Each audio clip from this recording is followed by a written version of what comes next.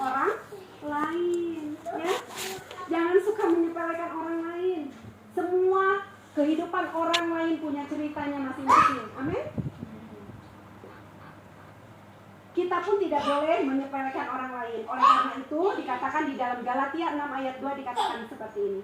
Bertolong-tolonglah menanggung bebanmu, demikian kamu memenuhi hukum Kristus. Amin, ya.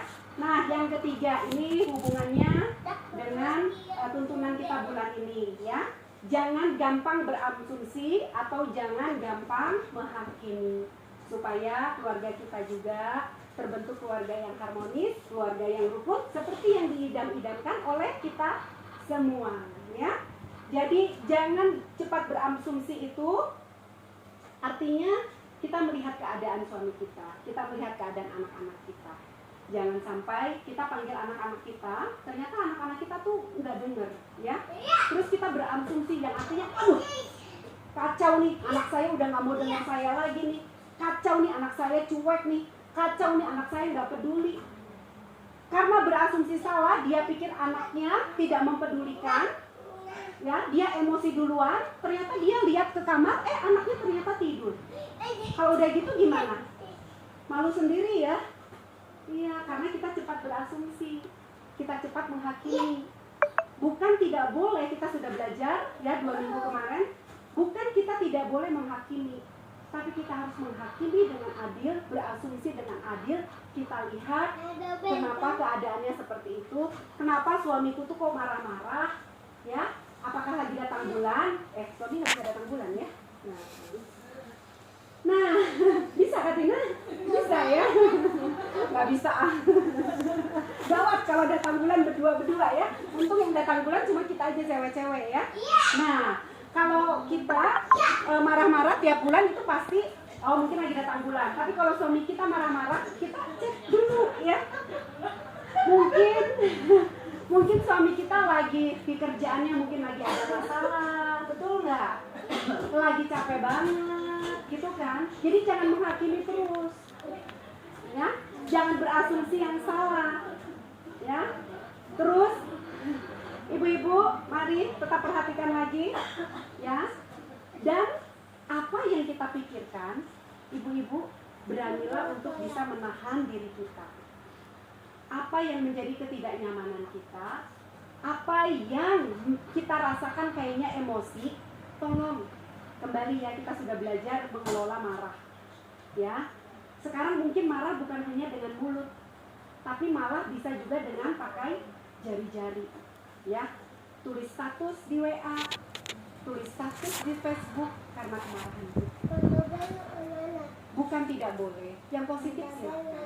Tapi kalau yang tidak baik, orang lain akan melihat karakter kita sendiri, kita yang sedang dibaca oleh orang lain.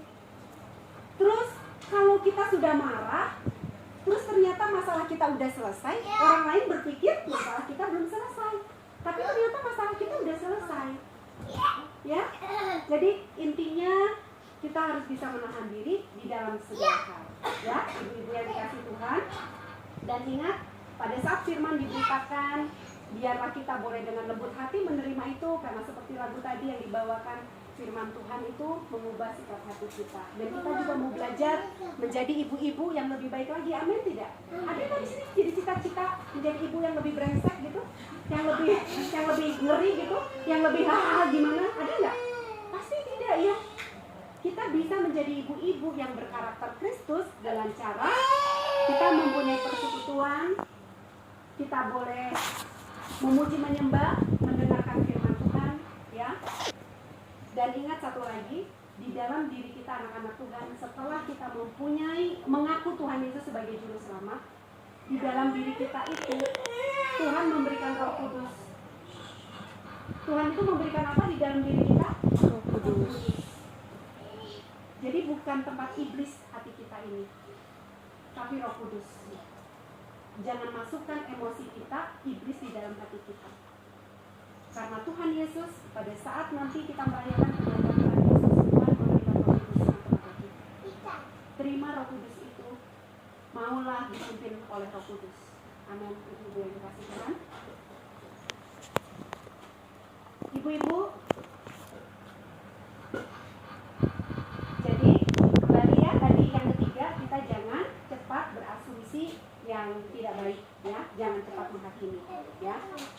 untuk memahami latar belakang dan nilai-nilai yang mendasari pilihan kenapa sih mereka itu seperti itu. Satu ayat firman Tuhan di dalam Matius 12 ayat 25 dikatakan seperti ini. Saya ini ambil kesimpulannya. Rumah tangga yang terpecah-pecah tidak akan dapat bertahan.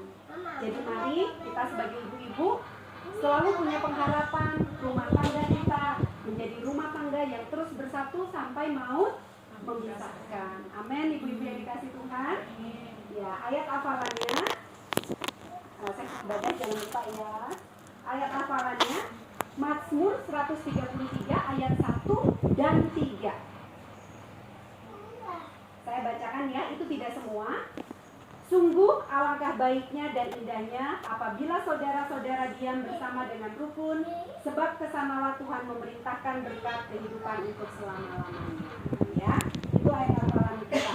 Baik, itu ibu-ibu kesimpulannya, cara kita untuk melakukan, untuk membangun kerukunan dalam sebuah keluarga. Jangan lupa apa yang pertama tadi, sediakan waktu bersama untuk berdoa. Yang kedua, apa ibu-ibu? Baru aja. Yang kedua apa? Apa ibu-ibu? Praktekkan kasih, betul. Praktekkan kasih di dalam keluarga kita. Yang ketiga, jangan gampang berasumsi atau menghakimi. Kiranya firman Tuhan boleh menjadi berkat bagi kita